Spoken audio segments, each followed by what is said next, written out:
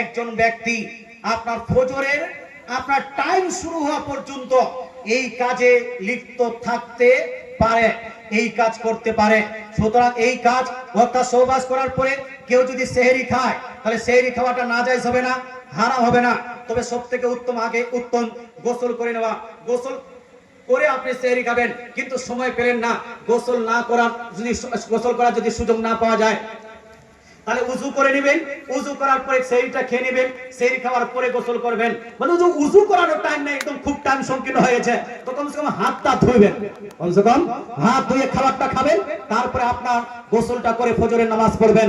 এতে আপনার রোজার কোনো সমস্যা নাই, রোজা ভঙ্গ হবে না। আল্লাহ তাআলা আমাদের বুঝার তৌফিক দান করুক, আমল করার তৌফিক দান করুক। লাস্ট রোজার জন্য একটা হাদিস পড়ার খুব ইচ্ছা করছে।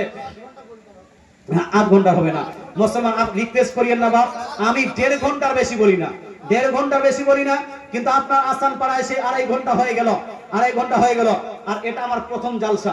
আজকে যদি আওয়াজটা বসে যায় তাহলে কন্টিনিউ 1 মাস জালসা আছে, সব জালসা বরবাদ হয়ে যাবে। আমার কথা বুঝে গেল? প্রথম দিন একটু কম বলতে হয় আমাদেরকে, কিন্তু আপনার মহব্বতে বলে দিলাম।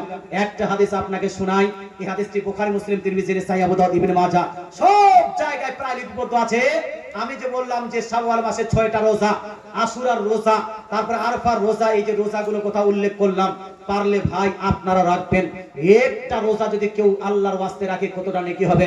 রাসূলুল্লাহ বলছেন, মান সামা ইয়াওমান ফি সাবিলিল্লাহ বা'আদাল্লাহু ওয়াজাহু আনিন নার 70 খরিফা। সহিহ হাদিস থেকে প্রমাণিত, রাসূলুল্লাহ বলছেন, কোন ব্যক্তি যদি আল্লাহর রাস্তায় মাত্র একটা রোজা রাখে, আল্লাহ তাআলা ওই একটি রোজার কারণে তার চেহারাকে জাহান্নাম থেকে 70 বছর